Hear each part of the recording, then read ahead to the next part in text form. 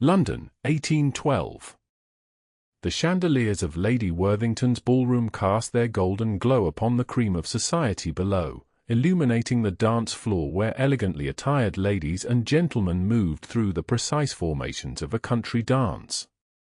Along the perimeter, mothers strategically positioned their daughters for maximum visibility, while gentlemen of means surveyed the offerings with calculating eyes.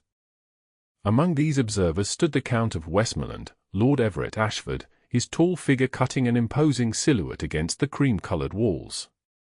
At 30 years of age, he had perfected the art of appearing simultaneously present yet utterly detached from the proceedings around him. "I believe congratulations are in order, Ashford," came the smooth voice of Lord Pembroke at his elbow. "I hear you've been granted the honour of escorting Lady Georgiana to the Miltons' garden party next week." Everett's expression remained impassive. "Lady Georgiana's mother arranged it. I had little say in the matter." "Come now," Pembroke chuckled, "half the unmarried ladies of the ton would sacrifice their best bonnets for such an opportunity. You've been back in England barely a month, and already you're the most sought-after bachelor of the season." "A dubious distinction I neither sought nor appreciate," Everett replied, his gaze drifting across the room. It was then that he saw her, a young woman he had never encountered before, dressed in a gown of pale blue silk that complemented her dark chestnut hair. She stood conversing with an older woman, her posture perfect yet natural, her smile genuine in a room full of practiced artifice. "Who is that?" he found himself asking before he could stop the words. Pembroke followed his gaze. "Ah, Miss Jane Hartwell. Daughter of the late Sir Richard Hartwell. She's in her second season, I believe. Lives with her aunt, the severe-looking woman beside her? I don't recall seeing her last season." "You were still abroad," Pembroke reminded him. "Pursuing your mysterious continental affairs. She caused quite a stir when she first appeared. Refreshingly forthright, that one. Turned down 3 proposals already, including one from Viscount Derby's heir." Everett raised an eyebrow. "Particular, is she?" "Rumour has it she declared she would marry for affection or not at all," Pembroke said with a laugh. "Imagine that, a woman of modest fortune holding out for love. Her aunt must be beside herself." As if sensing their attention, Miss Hartwell glanced in their direction. For the briefest moment, her eyes met Everett's across the crowded room. There was something in her gaze, intelligence, perhaps, or quiet confidence, that caught him off guard. She offered no flirtatious smile, no coy lowering of lashes, merely a polite acknowledgement before returning to her conversation. "I should warn you," Pembroke continued, oblivious to the peculiar effect the brief exchange had on his companion, "her father was involved in some unpleasantness with your own before his passing." Everett stiffened. "What sort of unpleasantness?" "I'm not privy to the details." "Something about a business venture gone awry. Your father was quite vocal about his dislike for Sir Richard in his final years." The music ended, and couples began dispersing from the dance floor. Everett watched as a young man approached Miss Hartwell, clearly intent on securing her for the next set. "Well, will you seek an introduction?" Pembroke pressed. Everett's expression hardened. "No. The daughter of my father's enemy is the last woman in England I would pursue. I swore I would never associate with the Hartwell family, and I intend to keep that promise." "How delightfully dramatic," Pembroke mused. "Though I dare say you might be missing an opportunity. She's quite charming, by all accounts." "There are plenty of charming women in London without complicated histories," Everett replied coldly, turning away as Miss Hartwell took her place for the next dance. "I have no interest in courting the daughter of the man who may have hastened my father's demise." Yet even as he moved toward a group of acquaintances across the room, he found his eyes drawn back to her graceful figure as she executed the steps of the quadrille with unaffected elegance.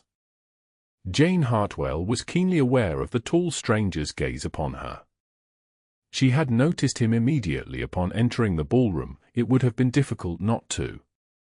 He stood a head taller than most men present, his features classically handsome in a severe sort of way, his bearing unmistakably that of a man accustomed to command. "That is the Count of Westmoreland," her aunt, Mrs. Eleanor Winters, murmured beside her. "Lord Everett Ashford. Recently returned from abroad." "Ashford?" Jane repeated, the name stirring a memory. "Was he not father's?" "Yes," her aunt cut her off quietly. "His father and yours had a severe disagreement before your father's passing. I would advise keeping your distance." Jane studied him from the corner of her eye. "He appears to be taking the same approach. He looks at me as though I've personally offended him." "The Ashfords are known for nursing grievances," Aunt Eleanor said. "Though I must say, the young Count has quite improved the family's standing since inheriting the title. He's considered quite the catch this season." "Then I shall be sure to throw myself directly in his path at every opportunity," Jane replied with a hint of mischief. "Perhaps I shall swoon at his feet during dinner." "Jane," her aunt admonished, though the twitch at the corner of her mouth betrayed her amusement. "You promised to behave yourself this season." "I promised to consider suitable offers with an open mind," Jane corrected. "I made no promises about not teasing you." Before her aunt could respond, Mr. Thomas Aldridge approached, requesting Jane's hand for the next dance. As she took her place on the floor, Jane found herself positioned directly across from Lord Ashford and his partner, a porcelain-skinned blonde who gazed up at him with undisguised admiration. Throughout the dance, Jane could not help but notice how the Count studiously avoided looking in her direction, even when the figures of the quadrille brought them momentarily close. His determined disinterest was so marked that it bordered on rudeness, and Jane found herself increasingly curious about what exactly had transpired between their fathers to inspire such obvious antipathy. Later, as she sat with her friend Miss Clara Bentley during a brief respite from dancing, Jane observed Lord Ashford engaged in conversation with several gentlemen near the card-room entrance. "He's quite handsome, isn't he?" Clara remarked, following Jane's gaze. "They say he's inherited all his father's wealth and none of his vices. A rare combination."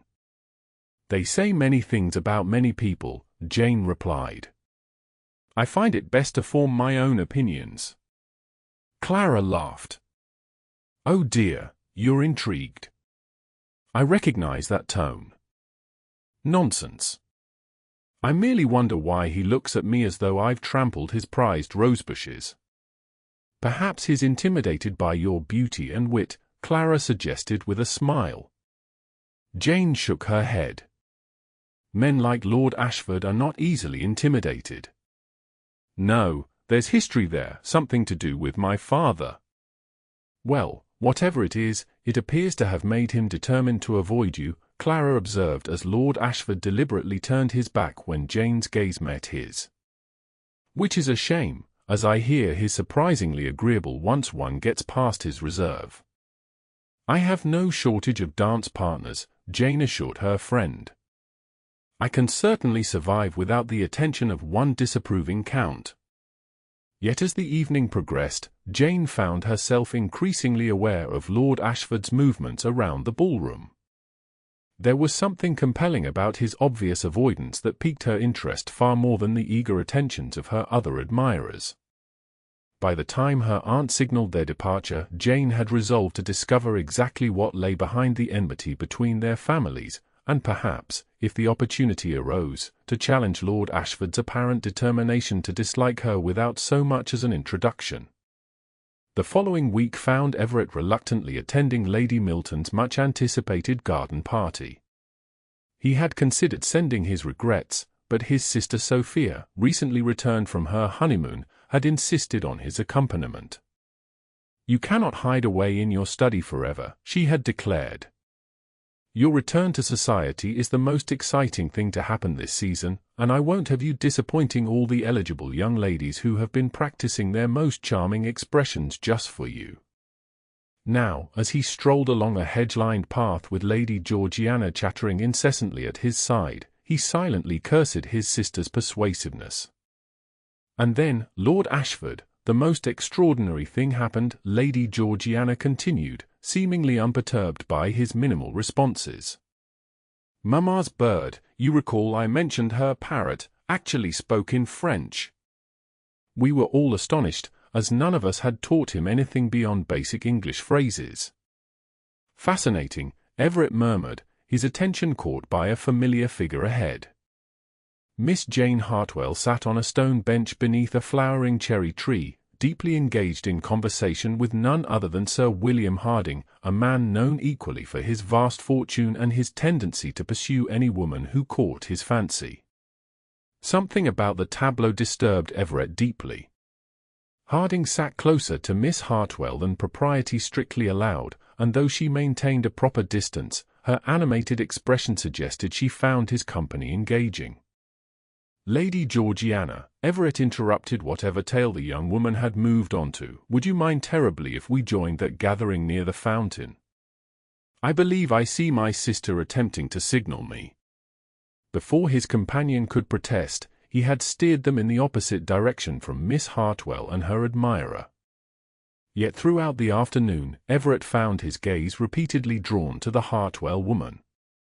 She moved with natural grace among the guests, her laughter genuine, her attention focused wholly on whoever she conversed with, a rarity in a society where most constantly scanned the crowd for more advantageous connections. "You seem distracted today, brother," Sophia remarked when they finally had a moment alone. "Is Lady Georgiana proving too insipid even for your diplomatic patience?" "Lady Georgiana is perfectly pleasant," he replied automatically. "Which translates to unbearably dull but inoffensive," his sister translated with a knowing smile. "Come now, who has caught your interest? You've been watching someone all afternoon." "Nonsense. Your eyes have barely left that corner of the garden where Miss Hartwell has been holding court," Sophia said triumphantly. "Don't bother denying it, I've been observing you for the past hour." Everett frowned. "I was merely noting Sir William's obvious pursuit. The man is a notorious fortune hunter, and Miss Hartwell should be more cautious. Miss Hartwell has a modest fortune at best. If William is pursuing her, it's not for her dowry." Sophia studied her brother's face with growing amusement. "How interesting that you should concern yourself with her welfare when you haven't even been properly introduced." "I'm not concerned," Everett insisted. "Merely observant." "Then you won't mind if I arrange an introduction?" "She seems delightful, and I've been wanting to expand my circle of acquaintances now that I'm a respectable married woman." "Sophia," Everett's voice lowered to a warning tone, "you know the history between our families." His sister waved a dismissive hand. "Ancient history involving our father's notorious temper and business affairs that had nothing to do with either you or Miss Hartwell. Don't tell me you're clinging to old grudges." "It's not about grudges. It's about loyalty." "It's about stubbornness," Sophia countered. "Father would expect you to maintain his feuds as part of your inheritance, but that doesn't mean you should. Besides," she added with a mischievous gleam in her eye, "she's quite pretty, isn't she? In an unconventional way." Before Everett could formulate a suitably discouraging response, their conversation was interrupted by the arrival of Lord and Lady Milton, announcing that refreshments would be served on the main terrace. As the guests began moving toward the house, Everett found himself maneuvered into a position directly behind Miss Hartwell and her aunt in the procession. Close enough to hear their conversation, he could not help but listen as Miss Hartwell spoke. "Sir William has invited us to view his art collection next week," she was saying to her aunt.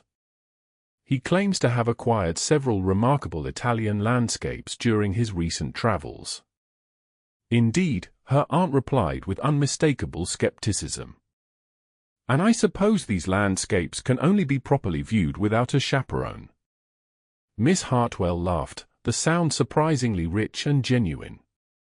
Of course not. You are expressly included in the invitation. Though I warn you, he mentioned the tour might take upwards of 2 hours. Your patience for art appreciation will be thoroughly tested. My concern is not for the artwork but for Sir William's intentions, Mrs. Winters replied. He has developed a sudden and intense interest in your company.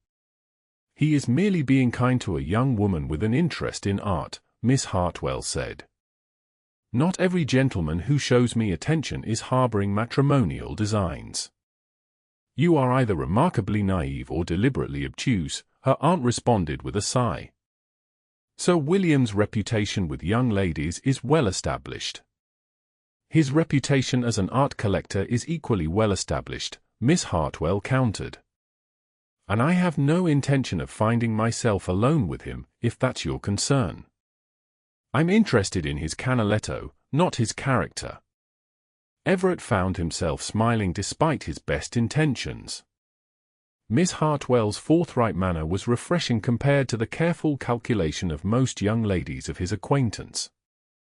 Still, the thought of her visiting Sir William's home, even properly chaperoned, created an uncomfortable sensation in his chest.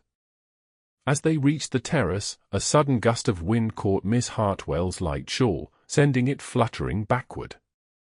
Without thinking, Everett caught the delicate fabric before it could be lost among the crowd.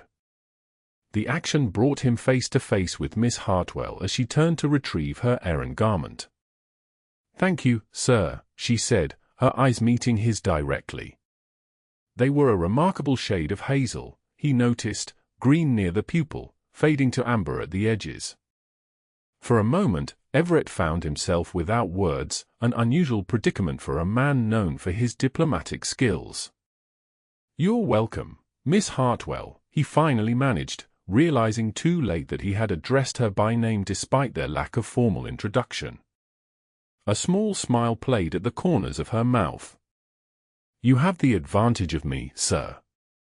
You know my name, yet we have not been properly introduced." "Forgive me," Everett replied, recovering his composure. "Lord Everett Ashford, at your service." "Ah, the Count of Westmoreland," she said, accepting her shawl from his outstretched hand. "Your reputation precedes you, my lord." "As, apparently, does yours," he responded, surprised by the easy rapport between them despite everything. Mrs. Winters stepped forward, a concerned expression on her face. "Jane, Lady Milton is gesturing for us to join her." Miss Hartwell nodded to her aunt before turning back to Everett. "Thank you again for rescuing my shawl, Lord Ashford.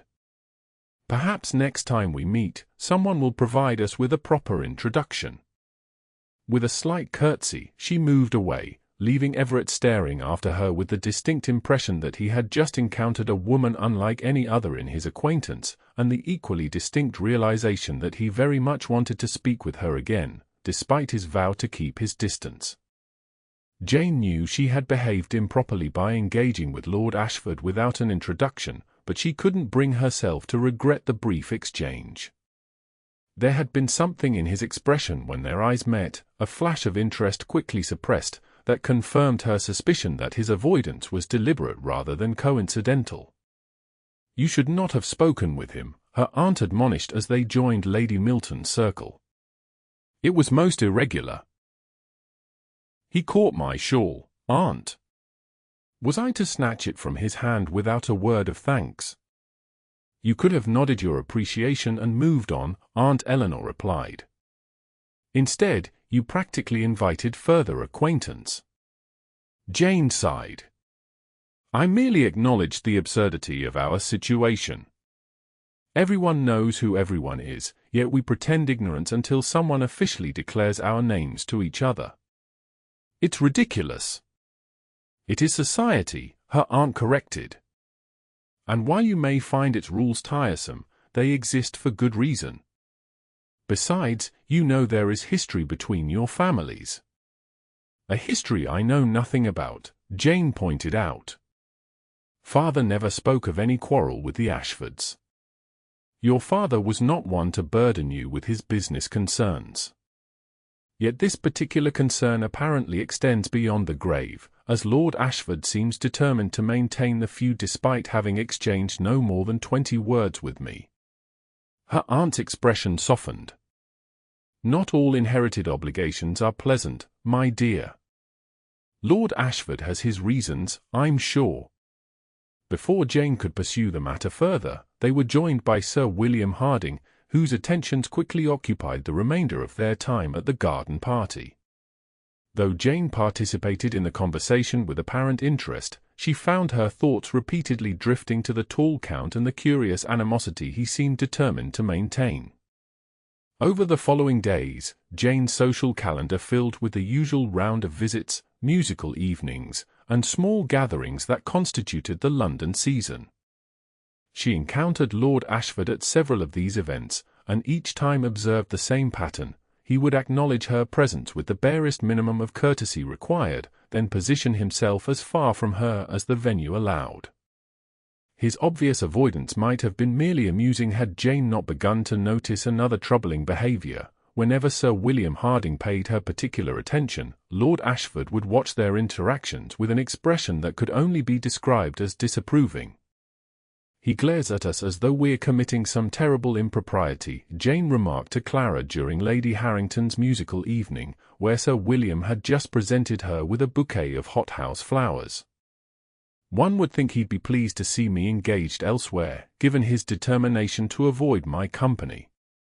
Clara glanced discreetly toward Lord Ashford, who stood across the room affecting interest in a conversation while his gaze periodically flicked toward Jane and her admirer. Perhaps he doesn't approve of Sir William, Clara suggested. There have been rumours about Sir William's character, yes, Aunt Eleanor has mentioned them repeatedly, Jane said. But that hardly explains Lord Ashford's interest in the matter. He's made it abundantly clear he wants nothing to do with me. Unless, Clara mused with a smile, he wants everything to do with you but believes he shouldn't. Now you're being fanciful, Jane laughed. The man can barely stand to remain in the same quadrant of a room with me. And yet he always knows exactly where you are, Clara pointed out. Look, he's watching us even now. Jane glanced up to find Lord Ashford's intense gaze fixed upon them. For a brief moment their eyes met, and Jane felt an unexpected flutter in her chest at the conflicted expression that crossed his features before he abruptly turned away. Even if you were correct, which I don't concede, it hardly matters, Jane said, trying to dismiss the peculiar sensation. He's clearly decided that whatever quarrel existed between our fathers must continue through the next generation. I refuse to concern myself with the opinion of a man too stubborn to form his own judgments. Yet despite her declaration, Jane found herself increasingly aware of Lord Ashford's presence at every social gathering they both attended. There was something compelling about him that she couldn't quite dismiss, a gravity that set him apart from the other eligible gentlemen of her acquaintance. When he spoke, people listened. When he moved through a room, the crowd instinctively parted. And when he occasionally smiled at something his sister said, the transformation of his severe features was nothing short of remarkable. These observations occupied more of Jane's thoughts than she cared to admit, even to herself. The situation came to a head at the Countess of Millbrook's ball, a particularly grand affair that drew the cream of society. Jane had spent the first hour of the event dancing with various partners, including Sir William, who had become increasingly bold in his attentions despite her careful maintenance of proper distance. "You must allow me to escort you to the conservatory, Miss Hartwell," Sir William urged as they completed their dance. "Lady Millbrook's collection of exotic orchids is quite extraordinary, and I recall your mentioning an interest in botany." "That's very kind, Sir William, but I promised this next dance to Mr. Aldridge," Jane replied, spotting the young man approaching. "Perhaps later, then," Sir William persisted, his hand lingering on hers a moment longer than strictly proper. "I insist you see these specimens before the evening ends." As Mr. Aldridge led her to the dance floor, Jane caught sight of Lord Ashford watching their exchange, his expression dark. Throughout the cotillion that followed, she found herself distracted by his presence at the edge of the ballroom, his tall figure impossible to miss even amidst the crowd. When the dance concluded, Jane excused herself from Mr. Aldridge's company, claiming a need for refreshment. In truth, she sought a moment's respite from the constant attention of her various admirers, and perhaps a chance to determine exactly what Lord Ashford found so objectionable about her interactions with Sir William. Making her way toward one of the less crowded antechambers, Jane had nearly reached her destination when she heard raised voices from within. "Your attentions to Miss Hartwell have been noted, Harding," came Lord Ashford's unmistakable voice, low but intense. "As have your intentions." "I wasn't aware my social calls required your approval, Ashford," Sir William replied, his tone equally cold. "Miss Hartwell seems perfectly content with my company." "Miss Hartwell is not fully informed of your character," Lord Ashford stated flatly. "Your history with the Milson girl last season was hushed up, but not forgotten." Jane froze just outside the doorway, knowing she should move away but unable to tear herself from the conversation that was so clearly about her. Ancient history, Sir William dismissed. The girl was overly dramatic about a minor flirtation. A flirtation that nearly ruined her reputation and left her family scrambling to salvage her prospects, Lord Ashford countered. "Miss Hartwell deserves better than to become your next victim." Sir William laughed, the sound lacking any warmth. "How fascinating that you've appointed yourself Miss Hartwell's protector, considering your well-known antipathy toward her family. Or is it that you've decided to pursue her yourself? I must say, that would be an unexpected development." "My interest in this matter is solely concerned with preventing another young woman from being deceived by your practiced charm," Lord Ashford responded, his voice tight with controlled anger. "How noble," Sir William mocked. "Yet I can't help wondering if there isn't more to it. I've seen how you watch her, Ashford, even as you pretend indifference. Perhaps the infamous feud between your families adds a certain forbidden appeal." Jane heard movement within the room and quickly retreated into an alcove partially concealed by a large potted palm. From this vantage point, she saw Sir William exit the antechamber, straightening his waistcoat with a self-satisfied expression before returning to the ballroom. Lord Ashford followed moments later, his features setting grim lines that softened into surprise when he caught sight of Jane in her imperfect hiding place. For a long moment, they stared at each other in silence, the implications of what she had overheard hanging in the air between them. "Miss Hartwell," he finally said, his voice carefully neutral. "I presume you heard our discussion." Jane stepped forward, abandoning any pretense of coincidental presence. "I did, my lord." Though discussion seems a generous term for what appeared to be a warning delivered with considerable feeling. A muscle worked in his jaw. "It was not my intention for you to hear that exchange." "Clearly," she agreed. "Yet I find myself curious about several aspects of it.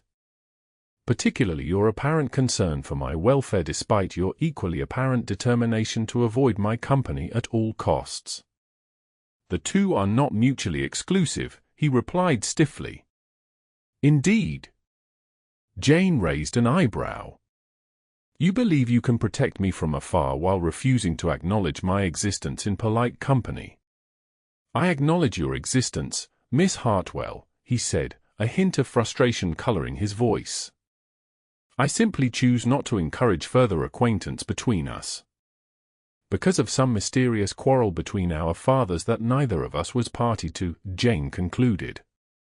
"How wonderfully reasonable."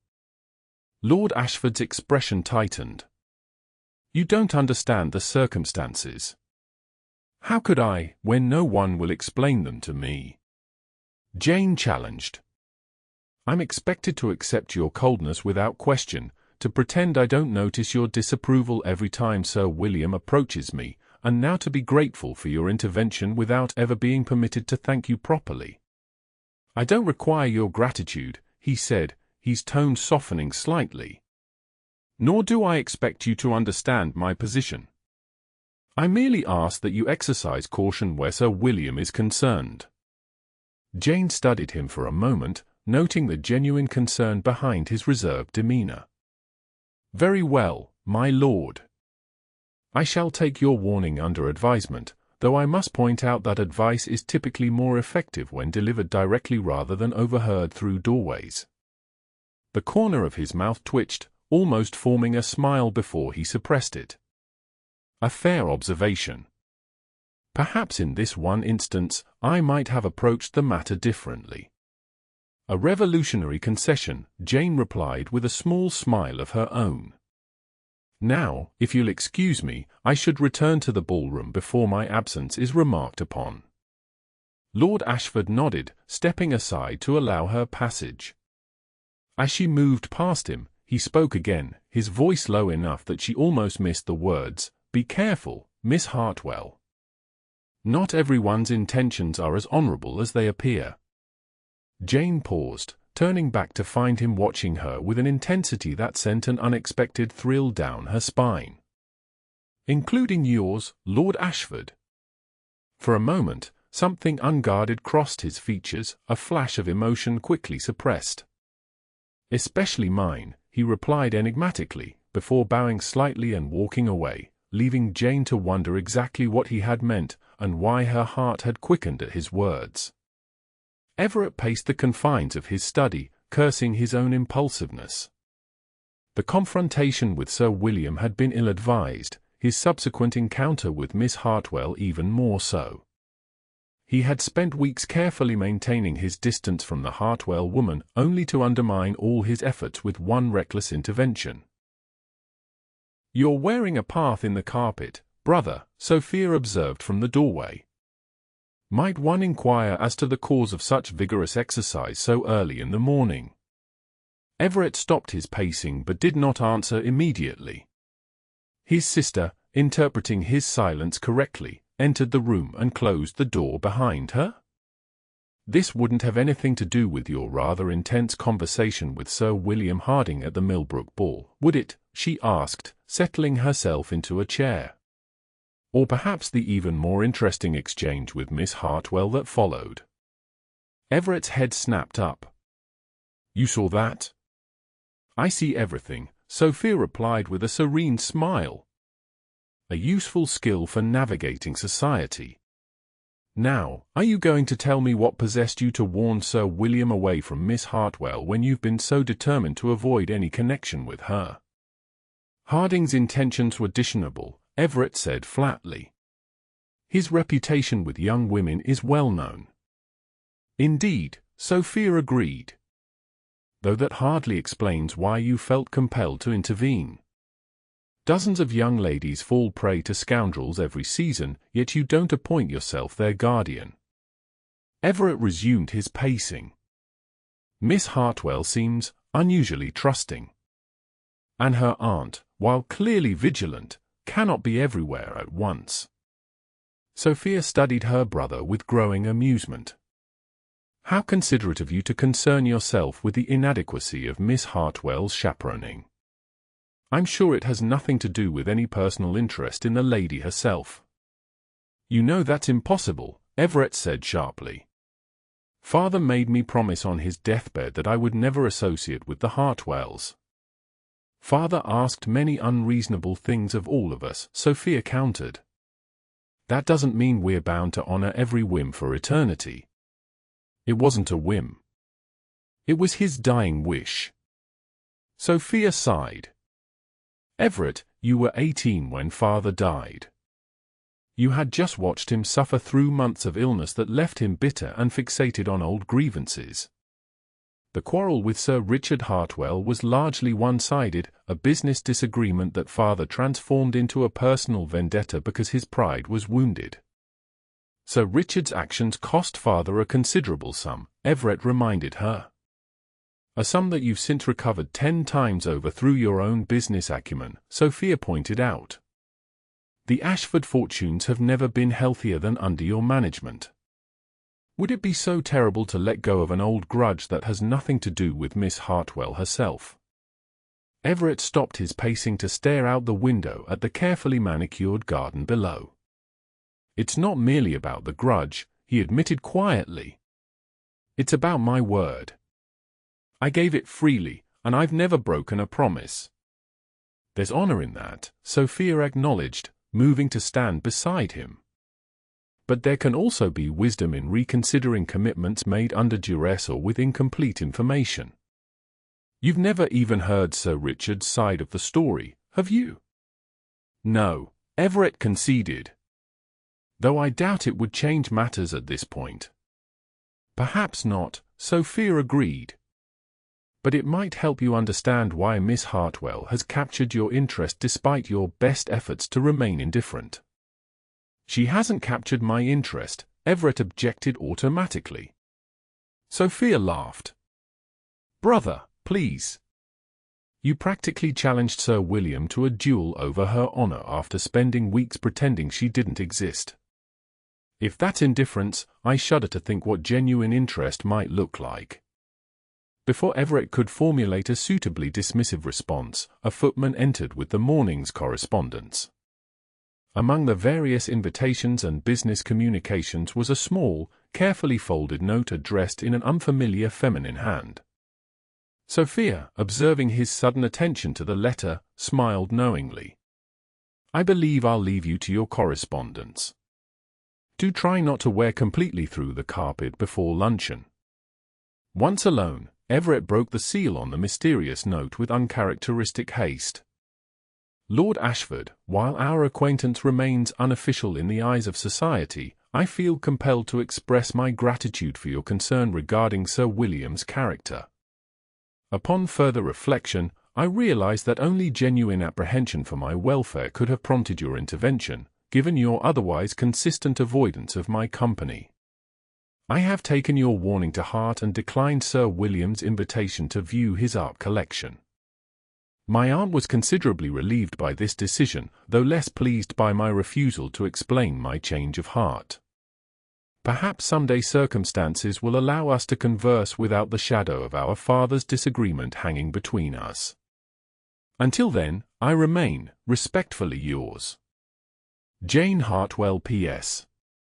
My father once told me that the longest grudges are often built upon the shakiest foundations.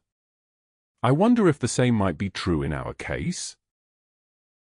Everett read the note twice, struck by the directness of her communication and the hint of challenge in her postscript. She wrote as she spoke, with forthright clarity and a subtle wit that belied the careful restraint society demanded of young ladies. Against his better judgment, he found himself reaching for pen and paper. Jane had not expected a response to her impulsive note. Indeed, she had regretted sending it almost immediately, fearing it would be perceived as too forward. When her aunt's maid delivered a sealed letter 3 days later, she was simultaneously thrilled and apprehensive. Retreating to her bedroom for privacy, Jane broke the seal with trembling fingers. Miss Hartwell, your note was unexpected but not unwelcome. I am pleased to hear you have reconsidered Sir William's invitation, though I apologize for any strain this has caused between yourself and Mrs. Winters. You are correct in your assessment that only concern for your welfare prompted my intervention. While I have maintained a certain distance due to historical circumstances beyond our control, I would not wish to see any lady of my acquaintance, however limited that acquaintance might be, subjected to dishonorable intentions. As for your postscript, I find myself increasingly inclined to agree with your father's observation. The foundations of some grudges may indeed prove less solid than originally believed, particularly when examined by those who did not lay the first stones. Should you wish to continue this correspondence, I would not object. There are, perhaps, matters that might be more easily discussed through letters than in the public eye. Your servant. Ashford. Jane pressed the letter to her chest, a smile spreading across her face despite her best efforts at composure. His response revealed a thoughtfulness she had glimpsed only briefly during their face-to-face encounters, and the suggestion of continued correspondence offered an opportunity to know the man behind the formidable exterior. Over the following weeks, as the London season progressed through its predictable round of balls, dinners, and promenades, Jane and Everett maintained their peculiar dual relationship, formally distant in public while exchanging increasingly personal letters in private. In company, they continued their dance of careful avoidance, acknowledging each other with the minimum courtesy required while ensuring they were never placed in situations requiring direct interaction. Yet each public event was followed by a letter analyzing the gathering, sharing observations that could never be spoken aloud, gradually building a connection that transcended their ostensible estrangement. Lord Ashford, I confess I found it difficult to maintain our public charade at Lady Pembroke's musical evening. When Mr. Ferguson murdered that Schubert piece, I caught your expression across the room and nearly betrayed myself with inappropriate laughter. Your ability to maintain perfect composure while communicating volumes with the merest arch of an eyebrow is truly impressive. Aunt Eleanor has begun to wonder at my sudden interest in checking the Morning Post. I've told her I'm corresponding with my old governess, which seems to satisfy her curiosity for now. I dislike the deception, but fear her reaction should she discover the truth of our correspondence. You mentioned in your last letter that you spent several years on the continent before returning to England. What finally prompted your return to London society? From your descriptions of Italian architecture and French countryside, it seems you found much to appreciate abroad. Curiously yours. Jane. His reply came 2 days later. Jane, I find I too am experiencing the strain of our public performance. At the Harringtons' ball last evening, when Sir Thomas cornered you with his interminable hunting stories, I nearly intervened before remembering our supposed mutual disinterest. Your patient expression deserved some sort of rescue, though I noted your strategic deployment of your friend Miss Bentley eventually secured your freedom. As for your question about my return to England, the simple answer is duty. With my sister's marriage, the responsibility of maintaining the family's position fell squarely on my shoulders. The more complex answer involves a growing recognition that one cannot outrun inheritance indefinitely, whether of title, property, or obligation. I returned to find much changed and much exactly as I left it. Society continues its endless cycle of judgment and display, yet I find myself viewing it with different eyes than when I departed. Perhaps maturity, perhaps perspective gained through distance, or perhaps merely the knowledge that what once seemed vitally important, the approval of the ton, now matters far less than the respect of those few whose opinions I truly value. Among whom, I must confess, I have come to include you. Yours. Everett. Each letter deepened their understanding of one another. Jane shared stories of her childhood in the countryside, her father's encouragement of her intellectual pursuits, and her struggle to balance societal expectations with her own desires. Everett revealed his complicated relationship with his demanding father, his initial reluctance to assume the title, and his gradual acceptance of his responsibilities to his family and tenants. Carefully, cautiously, they circled the central question of their father's quarrel, neither quite ready to address directly the obstacle that kept them apart in public. The situation grew increasingly complicated as the season progressed and Jane's aunt began pressing her to consider the various offers of marriage she had received. Everett. Aunt Eleanor has presented me with an ultimatum of sorts. Mr. Aldridge has made his intentions clear, and she believes I should accept his proposal before the end of the season. He is, by all accounts, a respectable gentleman with a comfortable fortune and agreeable temperament. By any reasonable standard, he represents a good match for a woman of my modest circumstances. Yet I find myself unable to contemplate the prospect with anything approaching enthusiasm.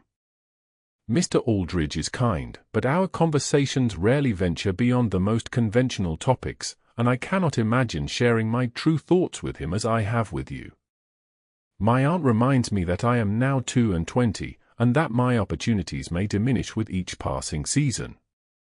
She means well, I know, but her practical concerns for my future security seem increasingly at odds with my own desire for a deeper connection. I find myself at a crossroads, uncertain which path to choose. The sensible course would be to accept Mr. Aldridge and secure my future. Yet something holds me back, a hope, perhaps foolish, that marriage might offer more than mere security and respectability. I apologize for burdening you with these personal concerns, but you have become my most trusted confidant, despite the strangeness of our situation. Yours always, Jane. His response came with unusual swiftness. My dear Jane, your letter troubles me greatly, not for its content but for the position in which you find yourself.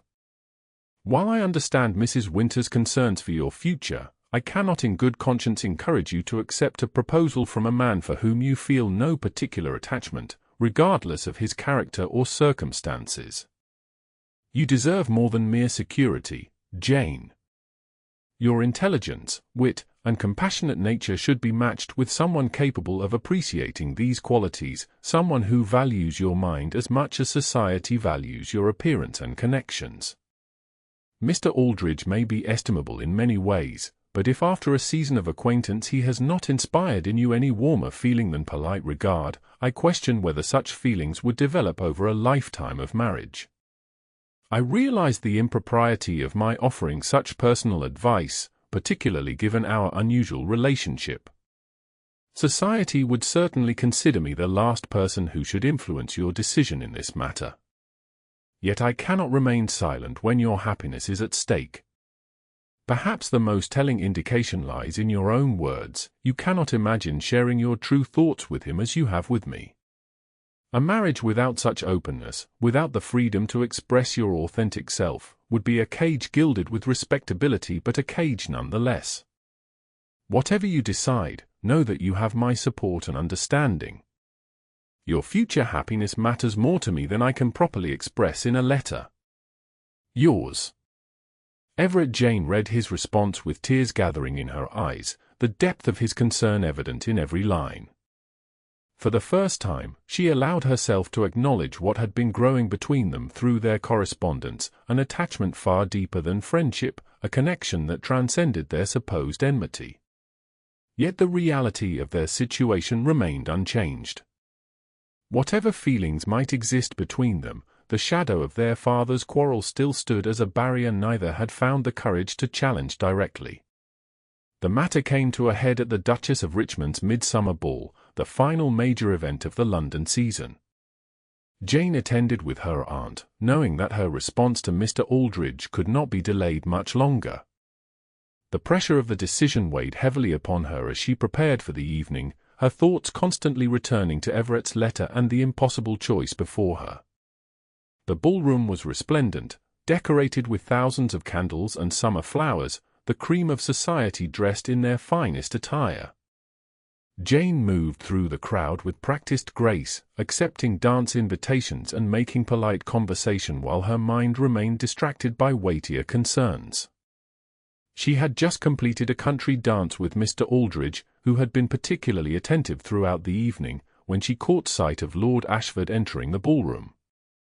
Their eyes met briefly across the crowded space, and Jane felt the now familiar flutter in her chest at his presence. "Miss Hartwell, might I have a moment of your time?" Mr. Aldridge asked as they left the dance floor. "There is a matter of some importance I wish to discuss." Jane recognized the earnest expression on his face and realized with a sinking feeling that he intended to formalize his proposal. "Mr. Aldridge, perhaps this isn't the most appropriate venue for serious conversation," she suggested, desperately seeking to delay the inevitable. "I understand your concern for propriety," he assured her, "but I've spoken with your aunt, and she has given her blessing for a brief, private conversation in the library adjacent to the ballroom. The door will remain open, of course, but we may speak without being overheard." Finding no reasonable way to refuse, Jane allowed herself to be escorted to the library, acutely aware of Everett's gaze following their progress across the room. The library was empty but well lit, with the door left conspicuously ajar as Mr. Aldridge had promised. "Miss Hartwell, Jane," he began, his manner more nervous than she had ever seen it, "I believe you must be aware of the depth of my admiration for you." "You have been most kind, Mr. Aldridge," Jane replied carefully. "My feelings extend far beyond kindness," he continued earnestly. "Over the course of this season, I have come to regard you with the deepest affection and esteem. Your intelligence, your gentle manner, your beauty, all have captured my heart completely." Jane felt a growing discomfort as he spoke. His words were everything a woman should wish to hear, yet they inspired in her nothing but a desperate desire to be elsewhere. "I believe we could build a good life together," Mr. Aldridge pressed on, misinterpreting her silence as maidenly reserve. "My estate in Hertfordshire is modest but comfortable, and I would do everything in my power to ensure your happiness as my wife." He reached for her hand, which Jane reluctantly allowed him to take. "Miss Hartwell, would you do me the great honor of accepting my proposal of marriage?" Before Jane could formulate a gentle rejection, a movement at the doorway caught her attention. Lord Ashford stood there, his expression unreadable as he took in the tableau before him. "Forgive the intrusion," he said stiffly, his gaze moving from Jane's face to her hand still clasped in Mr. Aldridge's. "I was seeking a moment of quiet. I'll leave you to your conversation." "Lord Ashford," Jane began, instinctively pulling her hand free and taking a step toward him. The intensity of emotion that flashed across Everett's features at her movement shocked her with its raw vulnerability. For a moment, the careful mask he wore in public slipped completely, revealing everything he had expressed in his letters and more besides. Then, with a brief bow, he turned and left, his long strides carrying him swiftly from view. "Miss Hartwell," Mr. Aldridge prompted, clearly confused by the exchange. "You were about to respond to my proposal." Jane turned back to him, sudden clarity washing over her like a wave. "Mr. Aldridge, you honor me with your offer, and I value your friendship immensely. But I cannot in good conscience accept your proposal when my heart is engaged elsewhere." His face fell, disappointment mingled with surprise. "I see. May I ask if the fortunate gentleman is aware of your regard?" "The situation is complicated," Jane admitted. "There are obstacles that may prove insurmountable. But even if that is the case, it wouldn't be fair to marry you when I cannot offer my whole heart." Mr. Aldridge nodded slowly. "I appreciate your honesty, Miss Hartwell, though I confess to some disappointment. Lord Ashford is a fortunate man, whether he realizes it or not." Jane's eyes widened at his perception. "I didn't say, you didn't need to," he said with a sad smile. "The look that passed between you just now spoke volumes. I only hope, for your sake, that whatever obstacles exist can be overcome." With a courteous bow, Mr. Aldridge excused himself, leaving Jane alone in the library to contemplate what had just transpired and what must happen next. Everett strode through the Duchess's garden, his composure shattered by the scene he had witnessed in the library. The image of Jane's hand in Aldridge's, the obvious nature of the conversation he had interrupted, left him feeling hollow and bereft. He had known this moment would come eventually. Jane was too remarkable to remain unattached indefinitely, and Aldridge was a respectable choice, kind, stable, and genuinely enamored with her. He should be relieved that she would be well matched, protected from fortune hunters and scoundrels. Instead, he felt only a crushing sense of loss. "Lord Ashford." He turned at the sound of her voice, surprised to find Jane standing just a few paces away, her expression determined despite the uncertainty in her eyes. "Miss Hartwell," he acknowledged, struggling to regain his customary reserve. "Should you not be inside with Mr. Aldridge? I believe I interrupted an important conversation." "That conversation is concluded," she replied, moving closer. I declined his proposal. Everett's heart leapt traitorously at her words. "May I ask why?" "He seems a worthy gentleman."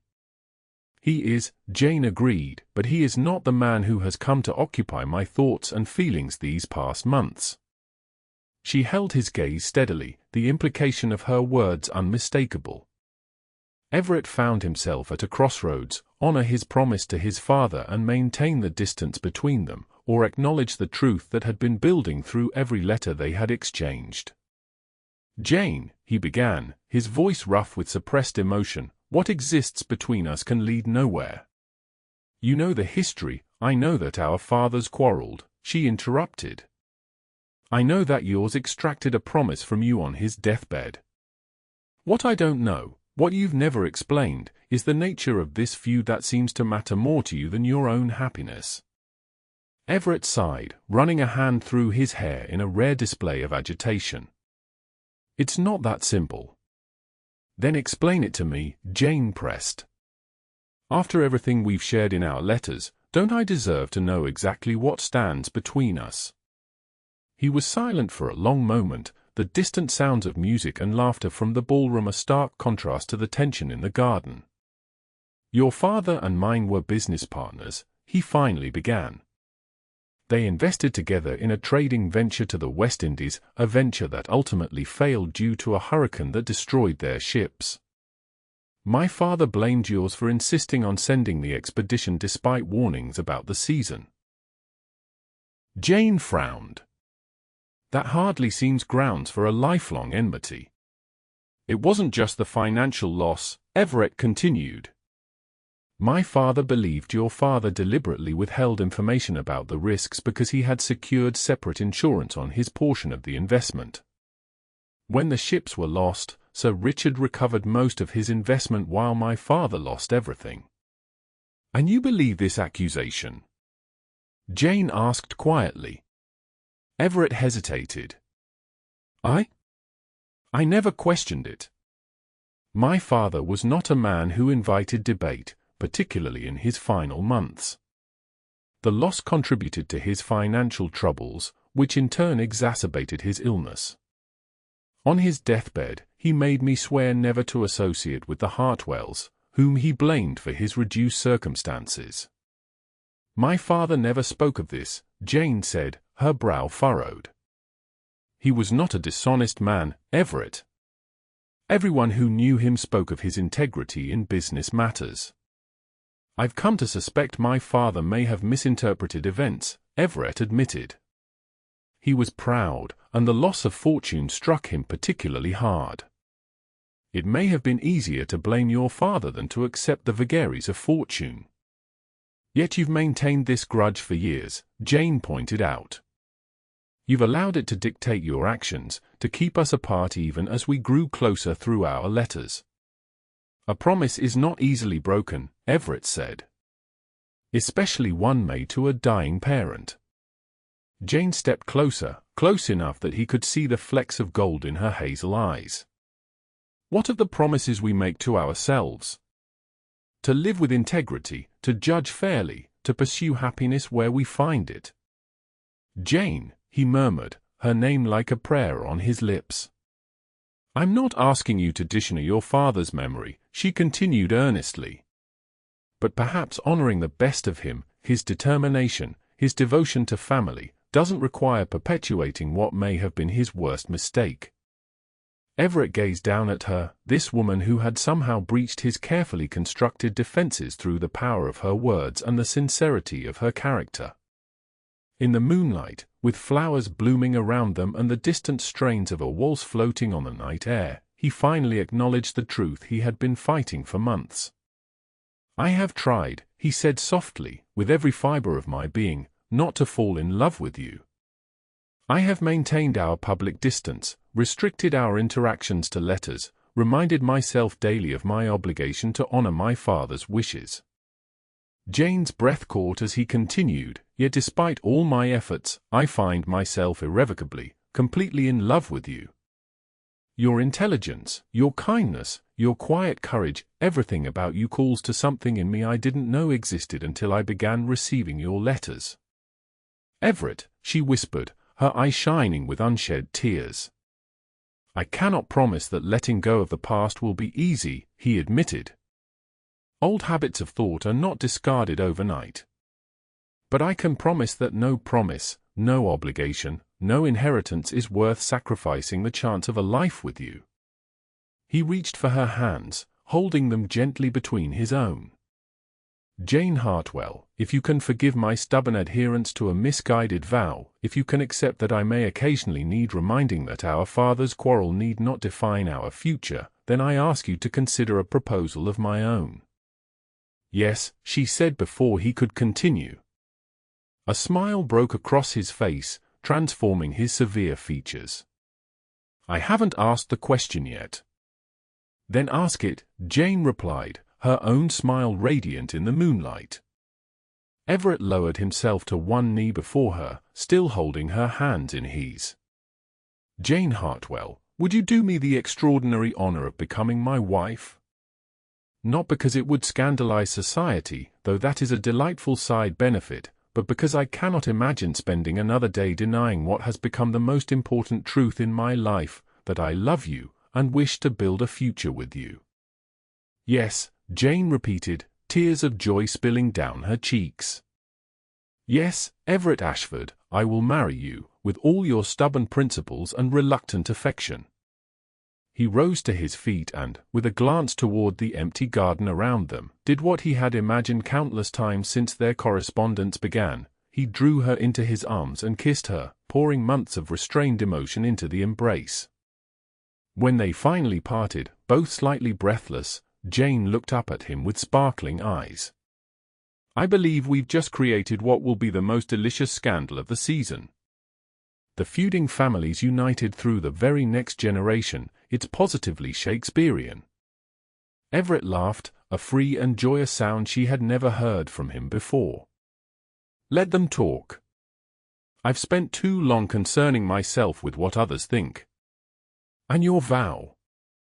Jane asked, suddenly serious again.